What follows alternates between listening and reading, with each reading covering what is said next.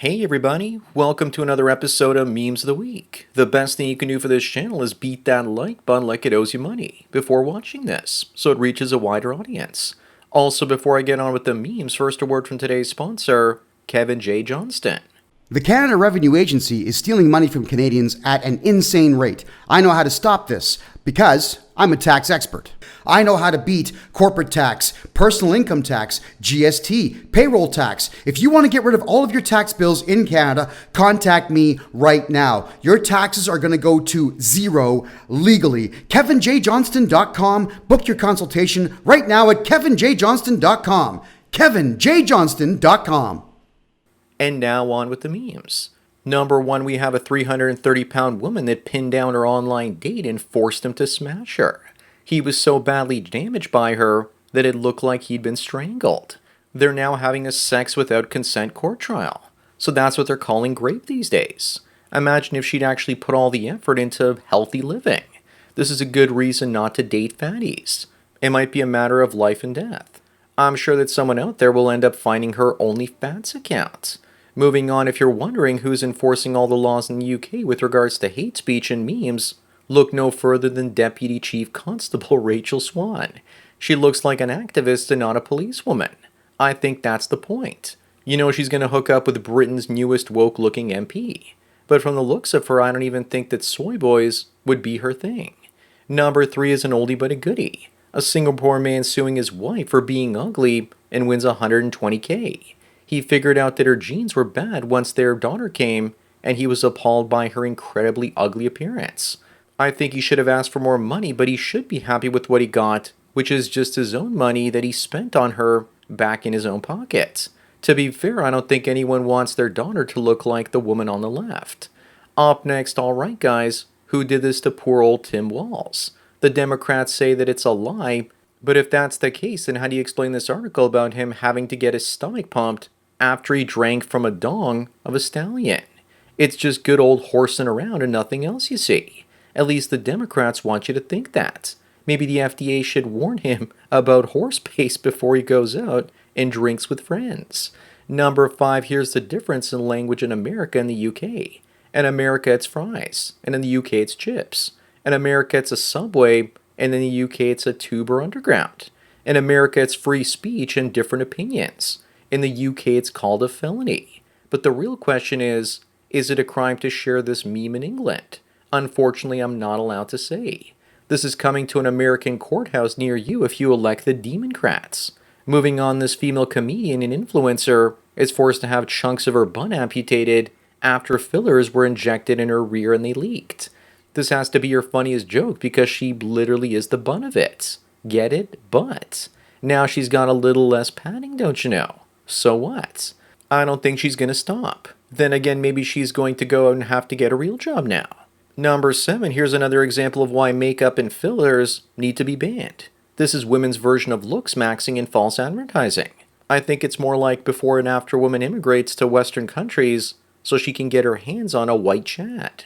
Up next, these women say their daddies blow money so they can blow something else that's most likely attached to you. Well, at least they're being honest. But we all know they aren't getting together with the guys in university, but some older guys with jobs and money that graduate many years prior. I bet these daddies of theirs must be so proud to see this picture. This looks like every sorority girl ever. Number nine, here's a femoid, and she says that the state of men today is so sad that we deserve to end ourselves and our virginity. Well, if that's true, then the state of women is so sad these days that they deserve their cats and their depression and their childlessness till death. Funny how Twitter didn't take this sort of hatred towards men down. She's also talking as though half the women out there are on antidepressants and suffering from PTSD for having ended babies in their wombs. Boo-hoo. Moving on is the sad state of Toronto, Canada. Muslims blocking the busiest street and preying on it. Someone says there's zero logic to this, but there is logic. They're saying that our ideology trumps your freedom and economy, as this is on King Street in Toronto's financial district. They're proving to the Canadian government that they're the ones who are in charge. It's all a test and the police and politicians are failing it. Number 11, a woman with 9 months left to live asks her husband if she can get smashed by her ex one last time. She's an alpha widow wrecking her soon-to-be widower husband for all the other women in the future. I think we all know what the husband should do at this point. I, of course, am only speaking metaphorically with regards to his relationship with her, of course. Let her die alone as she wants another man to bone. Also, what kind of man sleeps with a sick woman? Up next, this woman says she's expensive with expensive taste and can't be wasting her time on someone that's not spending his money on her. They used to stand on the street corners announcing their prices. Now they do it online. This just makes it easier to know who to avoid. AI may eventually get rid of jobs, but it'll completely eliminate women sooner rather than later. Number 13, King Charles is backing Keir Starmer, the Prime Minister of England, to clamp down on the racist thugs rioting against immigration. Looks like the king has lost the plot. He's all about cracking down on free speech. Let's see if God saves the king this time. What's he going to do about the anti-white Islamic fanatics who want to destroy the UK? Probably nothing. Puppets are going to puppets. Moving on, a lot of people were celebrating the end of Susan Wojcicki from cancer because she ruined YouTube. Yes, she got my channel demonetized in 2018. Yes, she demonetized all content that mentioned men going their own way. But I have to thank her because if she didn't take my shekels away, I never would have been promoting the Brave browser. I never would have got paid in crypto tokens, learned about Bitcoin, and am almost completely financially free now. Thank you for the pain and suffering, Susan. It just made me stronger. Number 15, a French dentist was jailed for deliberately pulling patients' teeth out for no reason. But what no one is really talking about is why that policewoman in the picture has the biggest caboose on a thinly framed woman that I've ever seen. That ass is mighty. How is that body type even possible? The dentist was just practicing. If it wasn't for him being arrested, we never would have been graced by its presence. Up next, we're now putting backpacks on cows to collect their fart gas and store it up as energy. This is a great idea because now people can cook the cow with its own farts and make burgers. Now that's animal cruelty if I've ever seen it, or smelled it. Cows are carbon negative though, and eat the grass that humans can't eat and turn it into sweet, sweet meat. Wait until they come out with the human version of this. I know some people that could power a car with their farts.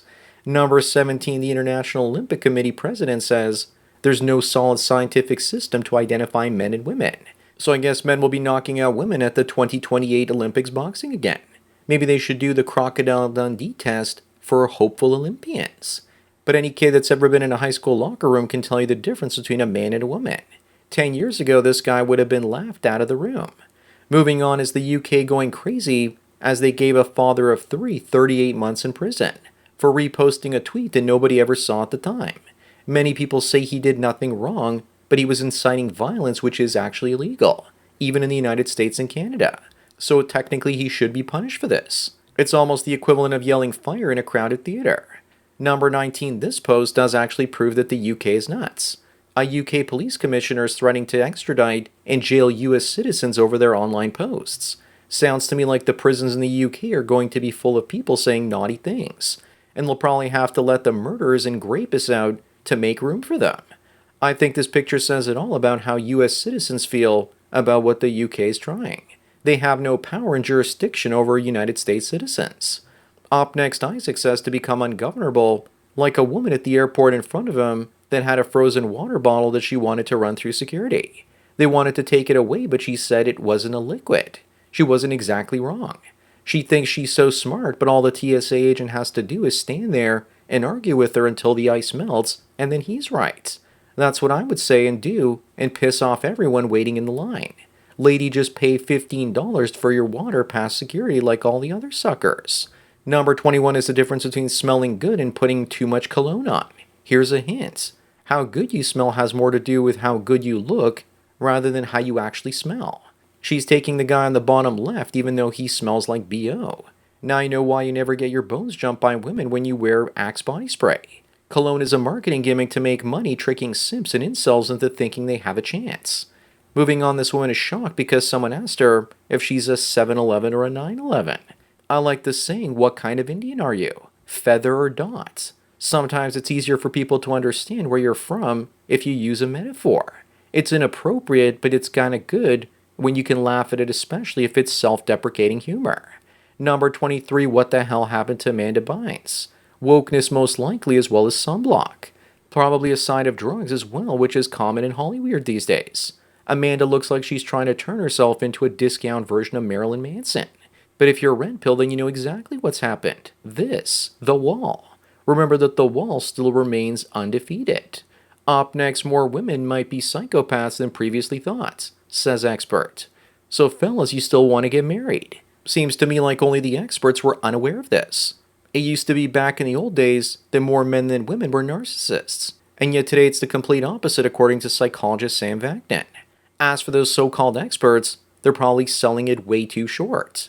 It only takes the average man 1 or 2 relationships to figure this out. Number 25 and the last one, this is what it feels like living in Ontario these days. And no, it's not just a joke. I came home from a grocery store and all the workers there were Indians, and so were more than half the shoppers. If I wanted to live in India, I would move to India. Instead, Indians want to move to Canada, so in doing so, they turn it into India. Toronto is now 65% minority. The only thing that's missing in this picture are the turbans. So that's it for another Memes of the Week. Please give this video a like to push it up in the algorithm, and so new viewers can find it. If you enjoy this series and want me to keep making it, then donate it to PayPal and subscribe star links below. Anyways, enjoy the rest of your day, and cheers.